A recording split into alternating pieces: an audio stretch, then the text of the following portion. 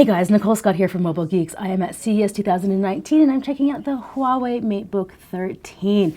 You gotta know, these all metal designs are just getting more and more robust. One of the things that I'm digging right now is I can press on the back of this screen and I'm not really getting much display reflection there. So because I'm so hard on my devices, that's one of the things that I definitely look for.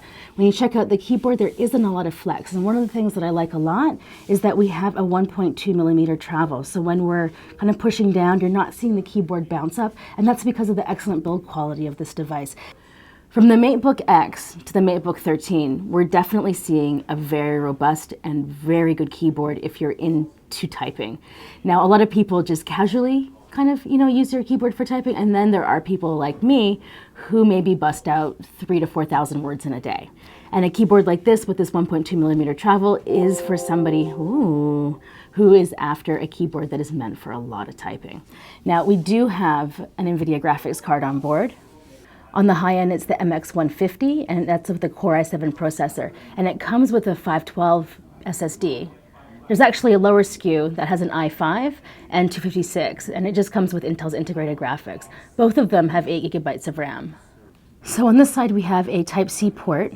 This is for charging. It's actually got a 42 watt-hour battery, which should give you about 10 hours of video playback if you have the Wi-Fi off and the battery turned down. Now you can get about 2.5 hours of Word in about 15 minutes of charge. So it does have fast charge with cooling. On the other side, you do see we have another port and a headphone jack. Now on the bottom, one of the things that you'll notice is that we have a speaker grill, and up on the top we have 2 more. This is because the device comes with Dolby Atmos. Now, if you are a person who likes to watch Netflix, this is definitely a device that will give you that great quality sound. So if you're a person who also likes to watch Netflix as well as work, this will definitely be a device for you. One of the things that I like over the Mate X is that we have the camera up here on the top, as opposed to built into the keyboard, which was a cool gimmick, but not exactly the best location. So up here at the top is way better if you do video calls or chats.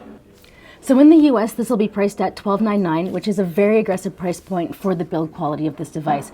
We should be seeing higher prices in Europe because the US market's actually subsidizing the pricing, because they're kind of going after this market since they can't sell their phones.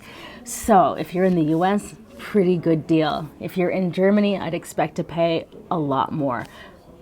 This is CES 2019, and I'm your host, Nicole Scott, for Mobile Geeks.